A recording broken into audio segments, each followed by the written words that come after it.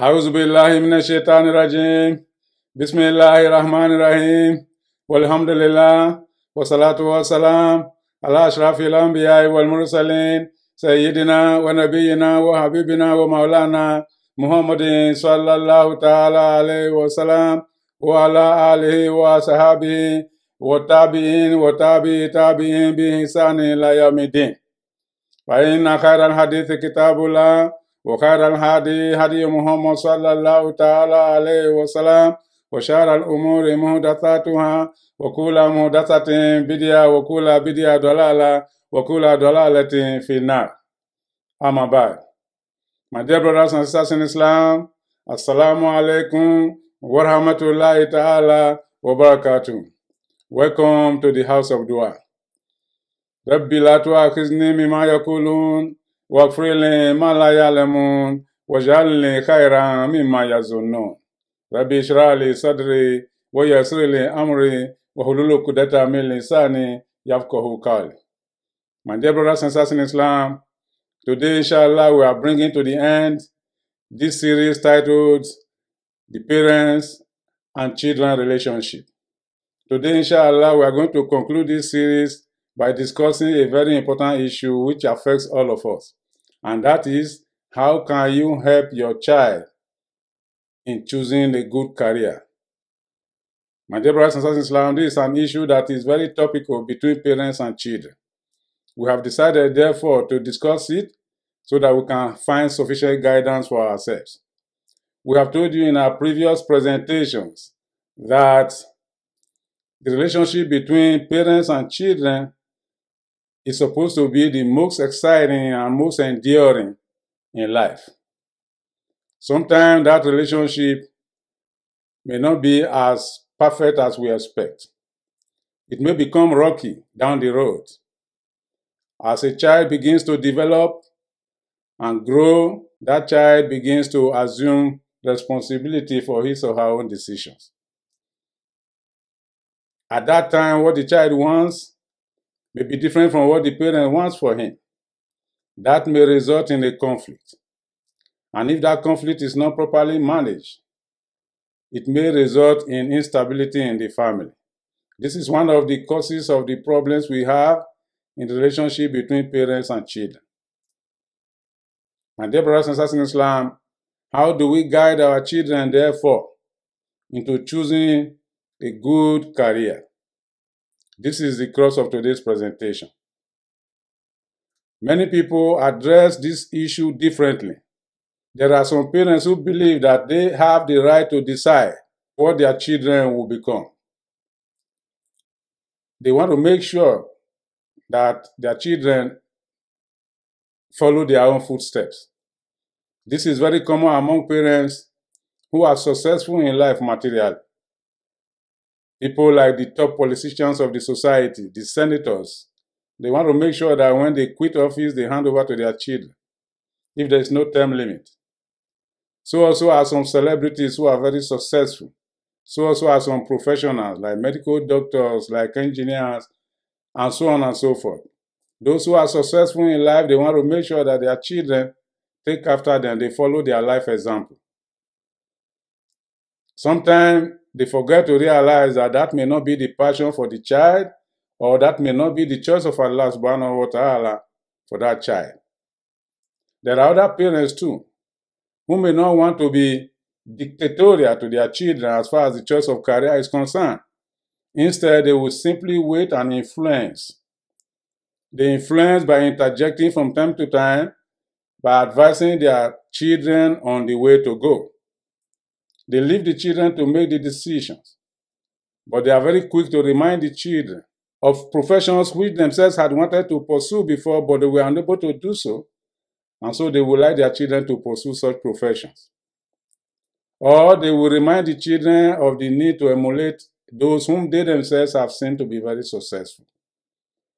This kind of parents will go a long way in motivating their children to do what is best for themselves. This is not a bad idea at all, for you to try to shape the direction of your child wherever he or she wants to go.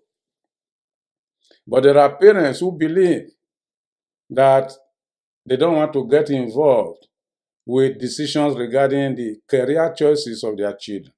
Instead, they sublet that decision or give it up to the schools or the madrasa or any other institution responsible for the training of that child.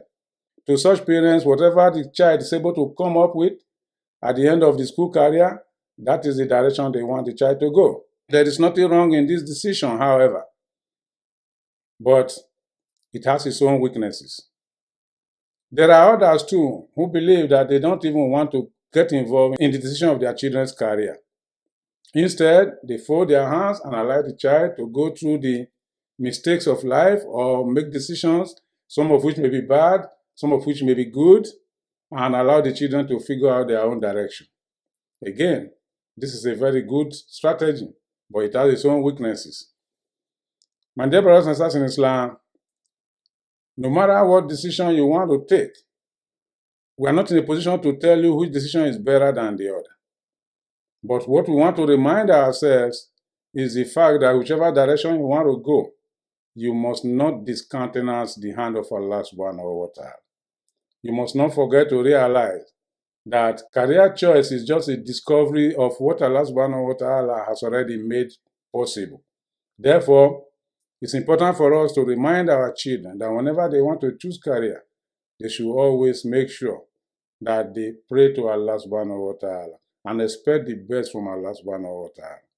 Many of our parents nowadays are not ready to, play their role as parents. Some are acting as children, as if they are not mature to have children.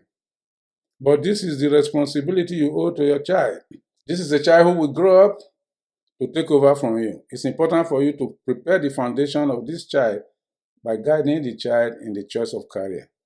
Those of you who rely on the school system and sublet the responsibility to other institutions in which your children may be receiving their training, remember, those institutions have 1,001 children to advise. So, it's very difficult for them to actually discover the passion and the aptitude of your child. You are in a better position to know what is good for your child's future. Therefore, it will not be advisable for you to completely abdicate that responsibility to a third party. And those of you who are very dictatorial, who feel that your children must take after you, remember that is not always the case. By the time we rehearse the verses of Allah to you, you will remember that is not actually the case. If that were the case, then of course those who were presidents and leaders of the past would have wanted their children to continue from where they stopped. And such children would like to bequeath to the other children, and so on and so forth. In that case, you will have what people may call permanency in position. Allah subhanahu wa ta'ala has not decreed anything for permanence in this life. Everything in life is temporary, including your own life. All of us are going back to Allah for accountability. When it comes to choosing career, therefore, it's important for us to be very conscious of the commandment of Allah subhanahu wa ta'ala and the example that Muhammad sallallahu ta'ala alayhi wa sallam has shown to us. Let's not forget that there are bad and good career. Therefore, the choice is yours, what you want your child to be. My dear brothers and sisters in Islam, before we come into the good and bad career, let us look at the Quran and the hadith of Rasulullah sallallahu ta'ala alayhi wa sallam and learn some lessons. In Surah Az-Zukhruf, which is chapter 43 of the Holy Quran, Allah subhanahu wa ta'ala declares, Bada'uzu billahi minash shaitanir rajim. Bismillahir rahmanir rahim. Ahum yaksimuna rahmata rabbik. Nahanu qasamna bainahum ma'ishatuhum fil hayati dunya. Warafana ba'dahum fawqa ba'd darajat liyatakhiza ba'duhum ba'dan sukhriya. Warahmatu rabbika khairun mimma yajma'un. My dear brothers and sisters in Islam, this verse was revealed to the Holy Prophet Muhammad sallallahu ta'ala alayhi wa sallam in the days when the people in Makkah were challenging him, whether or not he was the right person to become a messenger. They asked him a question. If Allah subhanahu wa ta'ala wanted to send a messenger to mankind, he would have sent one of the nobilities of Mecca from the two big cities of Mecca, the city of Taif and the city of Mecca itself. That's where the messenger should have come from, not from you, a poor boy, an orphan whom we knew yesterday. But what they didn't know is, Yatasu bi rahmatihi man yasha. Allah subhanahu wa ta'ala confers His mercy upon whoever He wants to confer upon. My dear brothers and sisters in Islam, they were asking the Holy Prophet Muhammad sallallahu ta'ala alayhi wa sallam, why couldn't Allah subhanahu wa ta'ala send a messenger from the nobilities of Taif or the nobilities of Makkah? Allah subhanahu wa ta'ala immediately responded, Hum yaksimuna rahmata rabbik. Are they the one who apportion the mercy of Allah, the favor of Allah? Your Lord, Ya Muhammad, are they the ones? No, they are not the ones. Nahanu kasamna bainahum ma'ishatahum. Even the life they live right now, we are the one who decide their affairs. We are the one who apportion for them. Those who are rich, we make them rich. Those who are poor, we make them poor. Those who are in between is by our power. Fili hayati dunya, in the life that we live. What are far now badahum fauka bad, and we elevated some more than others in terms of materialism and other circumstances. Why do we do that? So that some of them will become employers and others will become employees. This is why Allah subhanahu wa ta'ala had decided to elevate some people more than others. And that's what we see in today's world, my dear brothers and sisters in Islam. There are some people who have been able to establish some businesses. It's not their power, it's the power of Allah. And Allah has used them to bring goodness to other people who may be working for them. Only ignorant people, therefore, we assume the fact that, you know what, it's my power that I have done this. Therefore, you look down upon the workers who are below him. But such workers could turn out to be the founders of new companies tomorrow that may do better than his own company. My dear brothers and sisters in Islam, Allah subhanahu wa ta'ala says, "What rahmatu rabbika khayrun mimma yajma'un." The mercy of Allah is better for you, Ya Muhammad, than all the materialism of this life. My dear brothers and sisters in Islam, in Surah Luqman, which is chapter 31 of the Holy Quran, Allah subhanahu wa ta'ala declares, Inna la indahu ilmu sa'a wa yunazilul ghayth wa ya'lamu ma fil arham wa ma tadri nafsun maza taksibu gadan wa ma tadri nafsun bi ayyi ardin tamut. Allah subhanahu wa ta'ala says, every bit of knowledge resides with Allah. Especially the knowledge of the Sa'ah. The knowledge of the day of accountability is with Allah. These are the 5 secrets of Allah that He has kept out of mankind. Allah subhanahu wa ta'ala says, number 1, He has the knowledge of the day of Qiyam.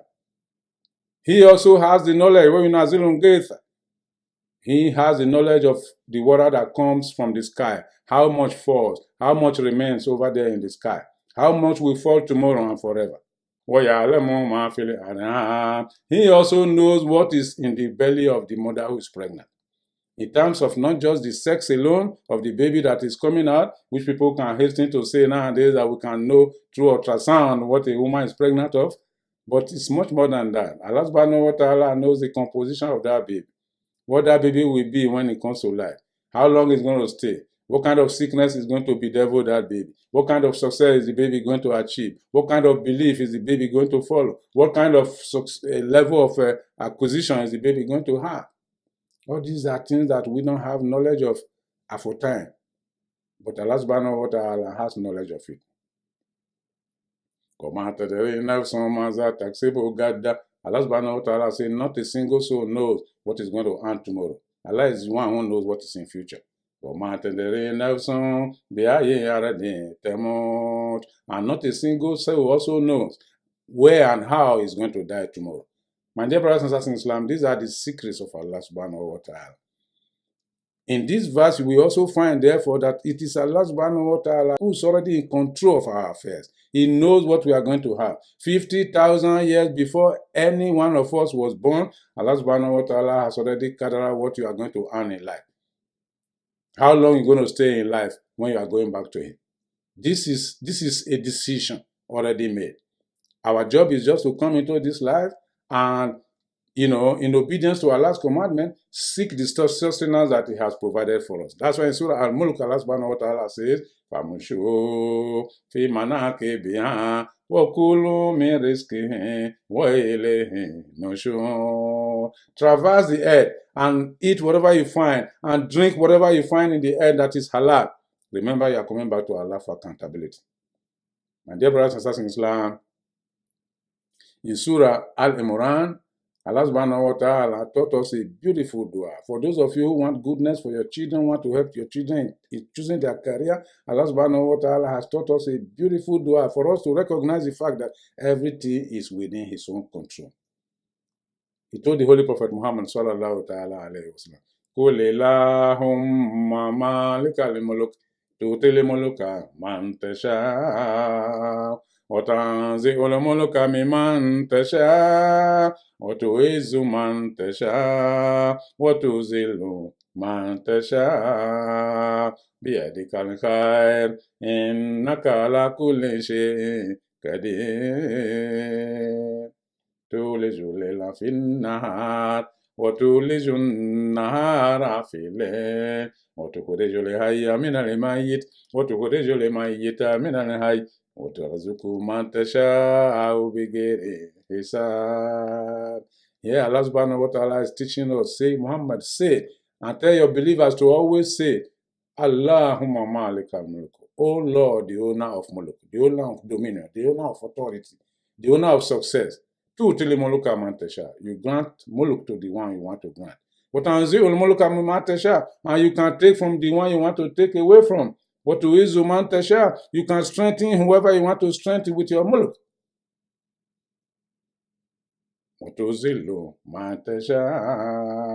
And you can also humiliate whoever you want to humiliate.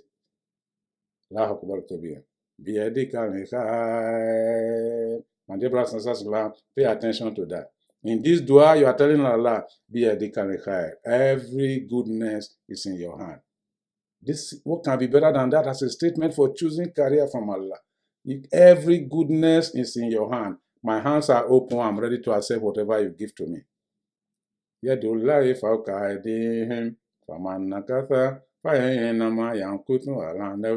Whoever stretch out his hand to Allah, Allah's hand is on top of that person's hand.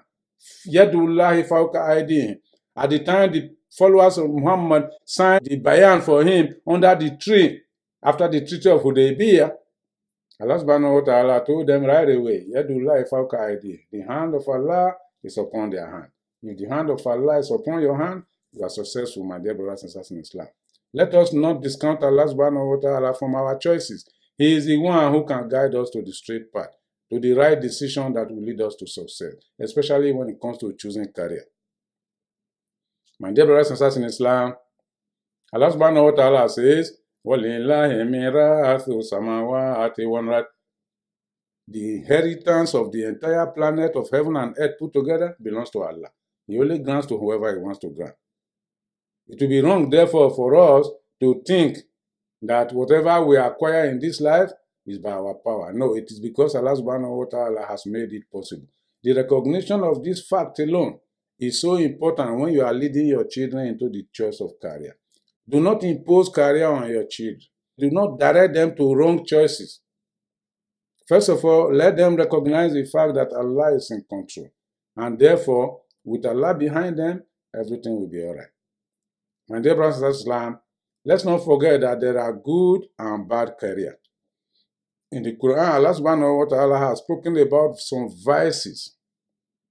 And it's important for us to avoid careers that will lead us into taking part in such vices or perpetuating them in the world. We can mention a few of them.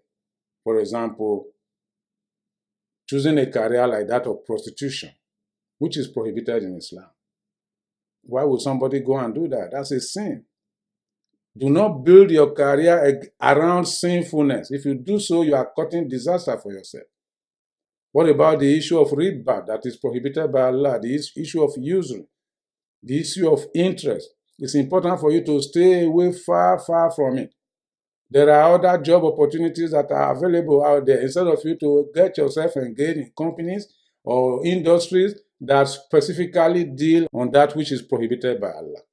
What of the production and sale and distribution and consumption of alcohol, which is prohibited in Islam? Is that the only career available to you in life?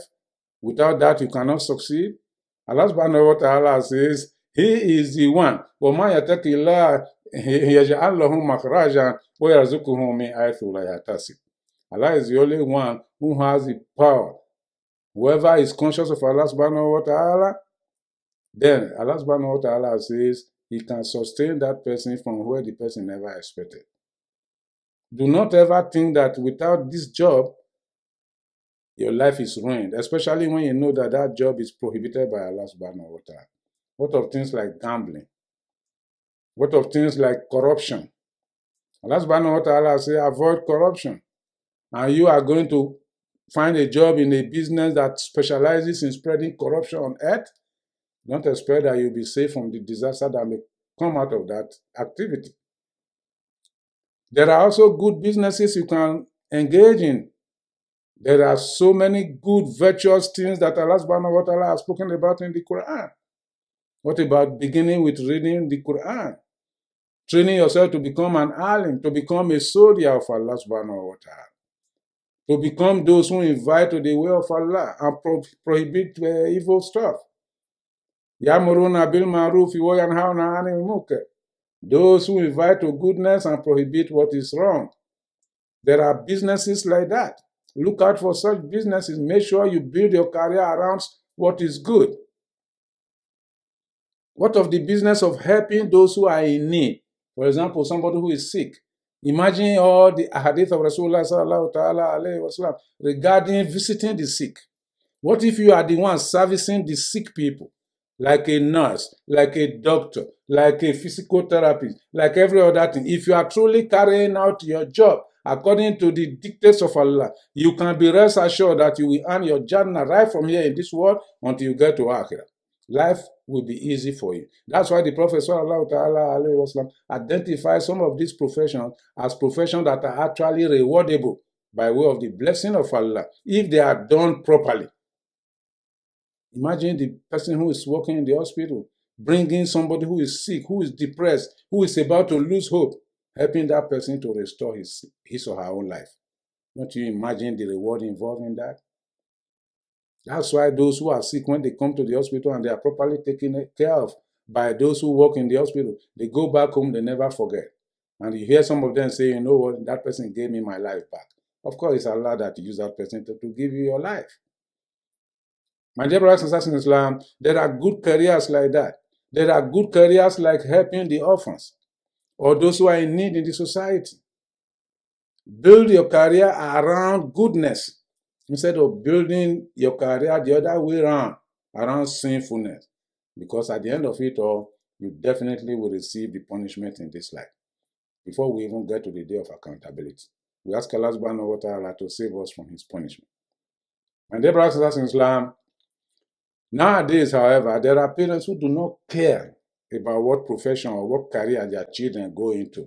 As long as that profession or career brings money into the family in abundance, they don't care. I wish they know better. Money is not everything, my dear brothers and sisters in Islam. Money will not save you. What will save you is your good name and your pure heart. Therefore, let's not lay too much emphasis on money. Make sure you guide your children straight. First of all, knowing Allah subhanahu wa ta'ala. That's why when a child is born, the Prophet sallallahu ta'ala alayhi wa sallam taught us that part of the aqiqah, the number one thing we should do for initiating the child into the life of this world is to make that child know Allah. And that's why we read adhan to the right ear of the baby and iqamah to the left ear of the baby as soon as the baby is born, so that he will know Allah subhanahu wa ta'ala. But the Prophet sallallahu ta'ala alayhi wa sallam in the hadith narrated by Abu Huraira made it clear to us with regard to what that baby becomes after, it is the responsibility of the parents. Mami mauludin ila yuladun ala fitra. Fa abawahu yuhanidaniha aw yunasiraniha aw yumajisaniha. Every child is born into the fitra of Allah, into recognizing the fact that Allah is the creator and that Allah is in control of his destiny and that he's going back to Allah for accountability. He knows, the child knows.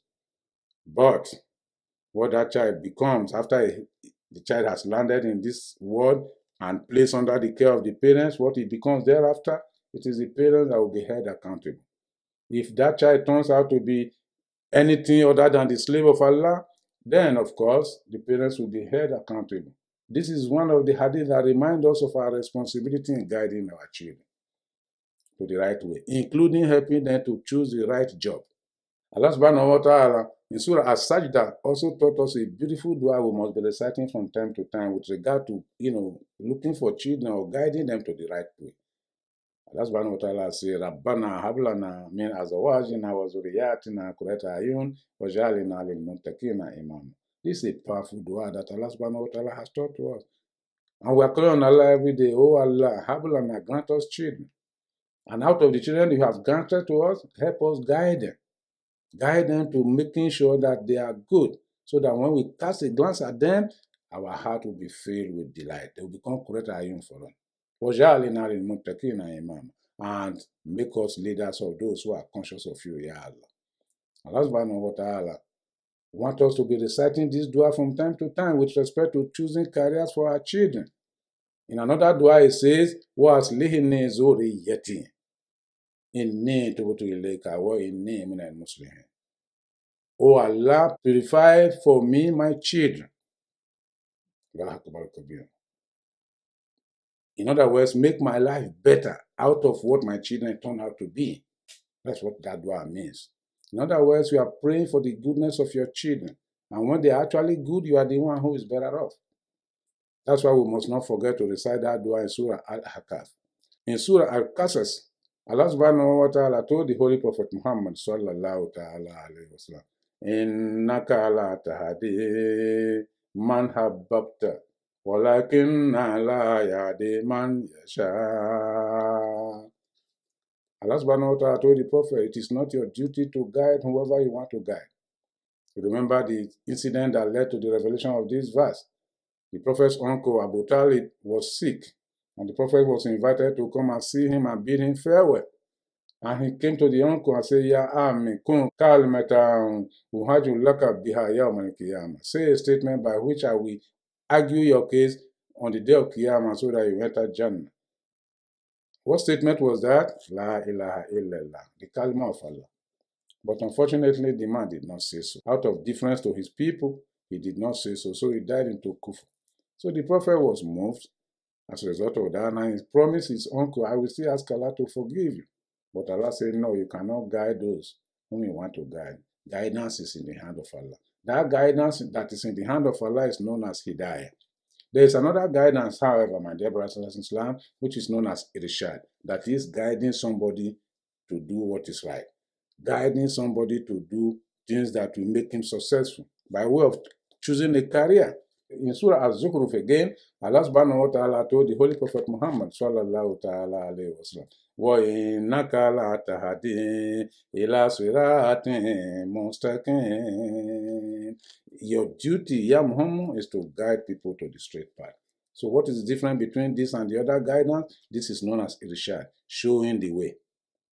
If you show somebody the right way, whether that person will go that way and follow the ways sincerely and be successful through that way, it's not in your hand, it's in the hand of Allah.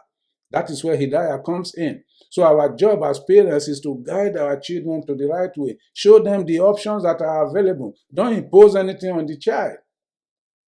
Do not neglect the child at all as well. Make sure you are conscious of what your child becomes later. Expose him to all the options that are available, especially those that are permitted by Allah and those that are prohibited by Allah. If you do so, then you leave the rest to Allah.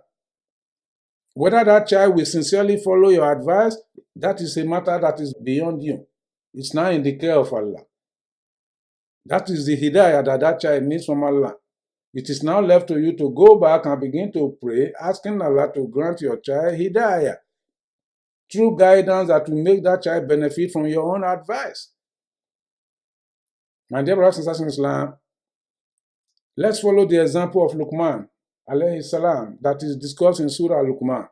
Luqman was an old man. He was not a prophet, but he was an old man who would distinguish himself to the level that, he was mentioned in the Quran, just as the Anbiya of Allah were mentioned in the Quran.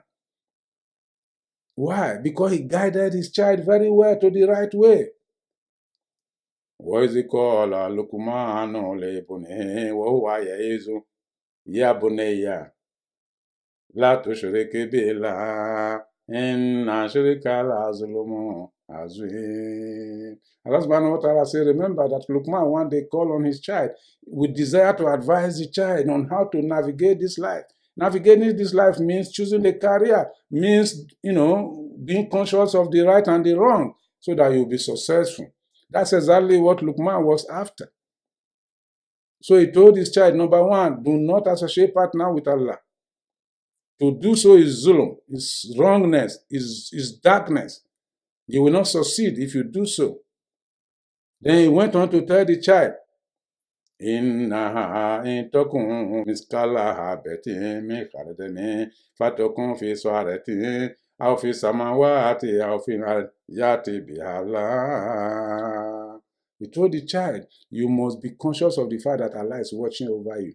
Because even a thing as small as an atom, even if it is lodged into the rocks or is buried in the sky, Allah will account for it. In other words, he's telling the child to be honest, to be open. Whatever you are doing at work, have you ever told your child to be open and to be honest? No, what you are after is money, even if he stole that money from work. You are ready to welcome him. The society is ready to welcome him and give him chieftaincy title and give him special position in the mosque or in the church. This is the corrupt world we live in today, unfortunately. Luqman was telling his child, be careful, be honest. In takun miskala habbatin min haradani fi samawati aw fil ard yati biha Allah. He went on to tell the child, Aqimi salat, establish salat, wa amru bil ma'ruf wa nahy 'anil munkar, wasbir 'ala ma asabak, inna zalika min azmil umur. He told the child, Aqimi salat, make sure you render your salat as and when due. Wa amru bil ma'ruf, and make sure that you call people to goodness. Wa nahy 'anil munkar, and make sure you prevent people from doing evil. Wasbir 'ala ma asabak. Whenever bad thing touches you, some adversity come your way, be patient. You imagine that, my dear brothers and sisters in Islam. Have you ever one day sat with your child and say, you know what, this job you have taken, be patient. Don't worry, everything will be okay. These are the statements that our children need. That's why Allah subhanahu wa ta'ala used Luqman to send us this message. Allah subhanahu wa ta'ala said, being patient in the face of adversity, ذَلِكَ مِنْ عَزْمِ الْأُمُورِ. That is the determinant of your success. That is the way to know whether you are going the right way or the wrong way. He went on to tell the child, وَقْصِدْ فِي مَشْرِكٍ. Make sure when you are walking on the earth, make sure you are humble. Humility in speech, humility in, composure, in comportment.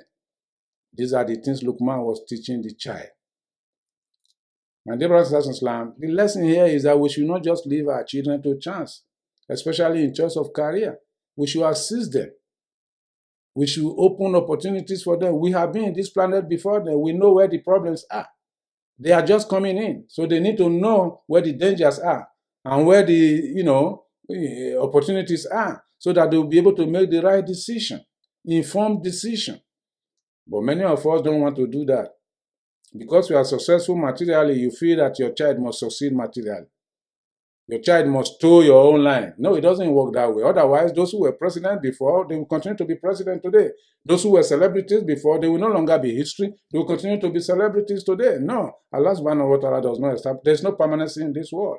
Everybody will play his role and go back. Guide your child into playing the right role. My dear brothers and sisters in Islam, the same thing is true of you who thinks that the school will do the job for you. Yes, there's nothing wrong with that. The school can do some job, but do not abandon your child to the school alone, or to the alim alone, or to the madrasa alone. When the child comes home, sit down with the child and identify the aptitude of that child, the passion of that child. Allah subhanahu wa ta'ala has gifted every creature of his with a particular bounty. Help your child to discover his own bounty or her own bounty. It's better than abandoning the child to the school. And it's better than you folding your hands and expecting the child to find his way.